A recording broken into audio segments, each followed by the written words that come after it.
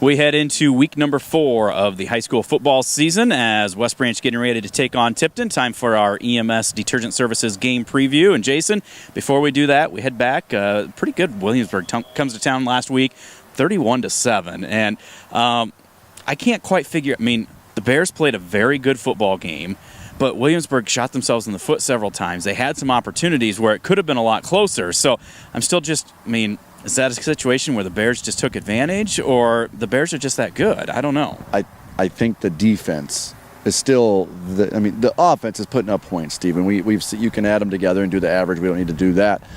But this defense, when you really think about it, I think the key stat to look into that game, over the last 15 games played, Gage Hazen Faber of Williamsburg, I got the name right this time, averaged over 200 yards per game against West Branch. West Branch stat says 26 carries, 102. Williamsburg stat said 29 carries for 110. Either way, he only had 6 carries, 5 yards and up. So 23 of his carries were for about 50 yards. And I had his last carry was for 17 to get him over 100. That was it. And he had 2 carries over 15 yards. Exactly. And so the one thing that kind of surprised me a little bit was you said about shooting him in the foot. The Williamsburg quarterback did a lot of things that we didn't see. But again, in the end, it's that old Norm Parker, you bend and you don't break, and they didn't break, and they, on offense, they do a lot of great things too. Does West Branch in 31-7, the final. Well, offensively, obviously, Bo Cornwell gets the headlines, and he had 280-some yards passing, 19 completions. But I look at it, 19 completions to 7 different guys. He's not locking in on one guy and, okay, here's who it's going to. He's spreading the ball around, and those guys are getting open. When they get the opportunity, they're making a play. And 7 different guys had at least 2 receptions. Matt and I did a fun contest. We talked about it before the season started. How many guys would have a pass reception for West Branch? The over-under was, I think, 7.5. And I said over. And they're at 7 right now, 7 guys in one game. So I need to work on somebody. Well, you got Dakota Kilberg had one at Wapello, so that's 8.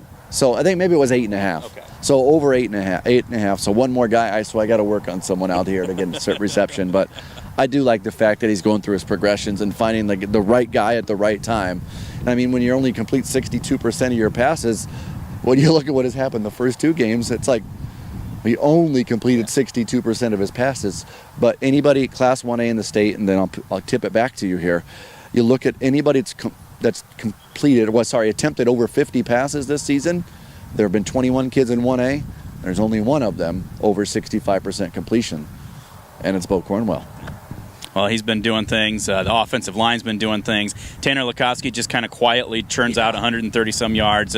It's just been a good team effort through these first 3 weeks, and we know as we look forward that's going to have to continue. That starts this week. As you got Tipton coming into town, 2A school, 3-0 record, and nothing fancy, nothing flashy. They know what they're going to do. We know what they're going to do, and they're just going to line up and say, stop us. It's that old single wing, and they're just going to try to execute and run the football. They've been doing it with some success through these first 3 weeks. I don't even think that they even averaged 3 passes a game in 3 games. They got 7 passes in 3 games. That's so there's no secret as to what they're going to do on your stat sheet. And I looked earlier as well. They got 5 kids over 100 yards rushing in 3 games. One kid, Logan Stolte's over 300, actually similar to what Tanner Lukowski has as far as yardage. And then 4 more guys are toting the mail as well. One of them being Lake Anderson, son of former West Branch Bear Kirk Anderson. In fact, last week he had 15 carries for 60-something yards, or 58 or 68, one of the two.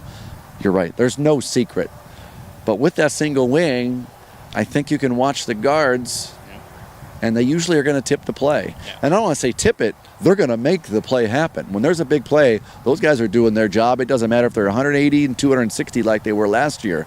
If they're in the right position, doing the right things, undersized linemen can do a lot of really, really good things, and they are. It's all about technique. I can tell you that myself. See? So yeah, the Tipton squad comes in. When they do throw it, though, I think, out of the 4 pass completions they have, they've got 3 touchdowns. So 75%, they're going for big. So that's where, you get those linebackers and safeties going to be in run support 95% of the game Friday night. But they got to make sure that they're aware when that play action pass does happen, they're staying home and making a play down the field. Shh, this is a secret.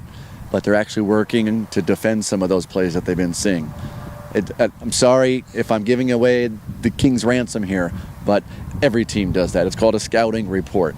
And hopefully their scouting report is a good one, because when they come out of nowhere and throw the 2 to 3, maybe 5, 6, 7, maybe they've been practicing the empty, the oop-de-oop over in Tipton to prepare for this game. I doubt it. But when you've got the Barnum Bailey circus of everybody spinning here, going here, guards pulling, going everywhere, you've got to find your keys, you got to fill your holes, and you can't fill a hole that someone else is in, or it's going to leave one open. And it's lights out. Next thing you know, it's a 10-yard gain, and you're behind the 8 ball. Well, and it's a rivalry game. You've got the Cedar County Trophy. The first game of it, they've already taken care of North Cedar. Right. We don't get to Rann or Wilton this year, but it's bragging rights. It's a team that's They took care of Durant too. Yeah.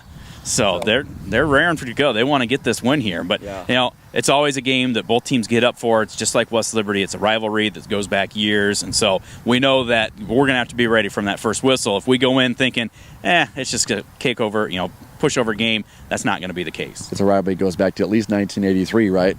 Yeah. I know you can give them the stat here in a little while, but 15, 20 miles apart. West Branch has had its way with Tipton through the years. But that doesn't mean anything, because what you did in 1983 or 1990 or 1996 means nothing in 2018. Tipton's 3-0. They got a lot of confidence, and they're going to come to the Rose Bowl basically on the high from the second half of last year too, right, Stephen? If I recall, it was the Bears were up 20 at half and kick a field goal to sort of get that cushion of a 10-point 30-20 victory last year. Tipton saw in the second half they could move the ball on West Branch, and West Branch got a little lax, and Tipton took advantage of it, almost came back and won that game. Going to have to be ready for it, and what Jason was alluding to, if everything goes the way the Bears want it to go, it would be a 4-0 record for West Branch, which would be number 300 in the career for Coach Peterson. Number 1 coming against? Tipton in 1983, 32-6. But a lot of work to do between now and then. So a lot going on Friday night. It is JV varsity. The weather looks gorgeous, so don't worry about that. It's going to be Veterans Appreciation as well. So there will be festivities going on in between games, so make sure that you get there early. Support this JV squad. 1-2 record right now, but they've been playing their tails off right in those games that they have lost and doing a lot of good things. But if you cannot make it, we will have the coverage for you. Pre-game on the Bearcast starts at about 7 o'clock. We're hoping to have kickoff from Oliphant Street Field at around 7:30, and you will have all the coverage for you right here. This is WestBranchFootball.com.